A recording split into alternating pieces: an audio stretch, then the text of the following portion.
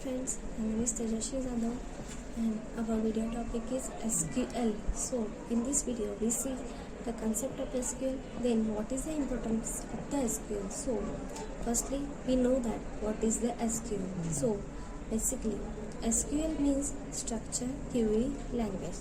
So structure query language is defined as the is communicate with the means SQL structure query language is communicate with the database. Then we know understand the what is the database. So database means what?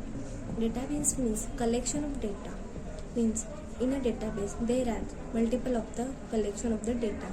So it is used for accessing, manipulation and retrieve the data. So in a database we can take example of understand the database. So in the database we take example to understand the database. So in our college, in our some organization, in a company, we collect the data in some format. Means in our school we can data store like we save the student details. So all the student details we can save in some of the database. In a computer we save the some of the student details. So as well same as the some of the organization we save the employees information. We need to save the information of the employee. So all of the information of the employee we can store in a database. So this is the example of database. In the database we can store the whole information of the employee, student.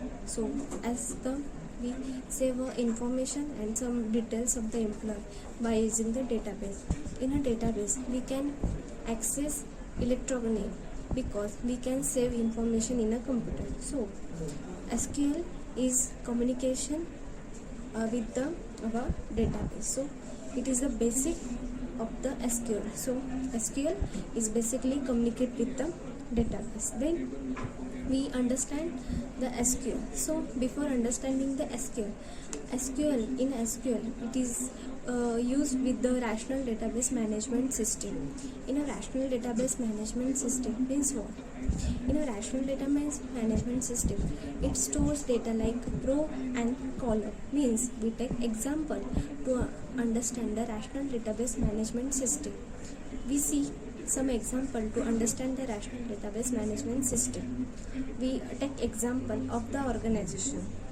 In our organization there are multiple of the employees. So there is we need to separate columns and row to information of that employee. So we take example to understand that.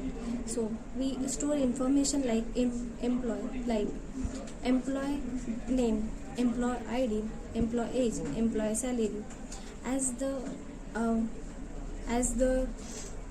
that point we store our information of the employee. As that manner we store our information of the employee. So this is the rational database management system. In a rational database management system we store our information like rows and column. Without rows and columns we cannot use the rational database management system.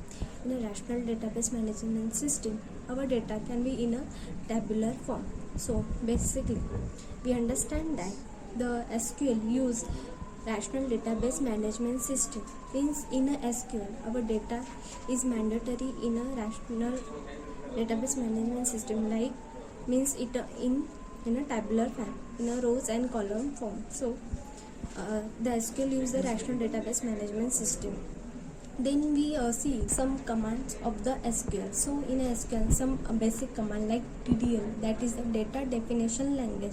Then DML, that is the data manipulation language. Then the DCL, that is the data control language. And the TCL, that is the transaction control language. So in a data definition language we see some command like alter, create, drop, truncate, rename.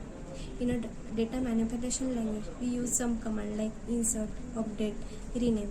In a transaction control language we use command like commit, rollback, save point. And in a data control language we use command like grant and revoke. So that all command can be we use in a SQL. So that is a basic command of the structure query language. So structure query language depends on that commands mean data definition language, data manipulation language, data control language, and transaction control language. The SQL use that command. By using this command, SQL is work. So this is all about the SQL. Thank you.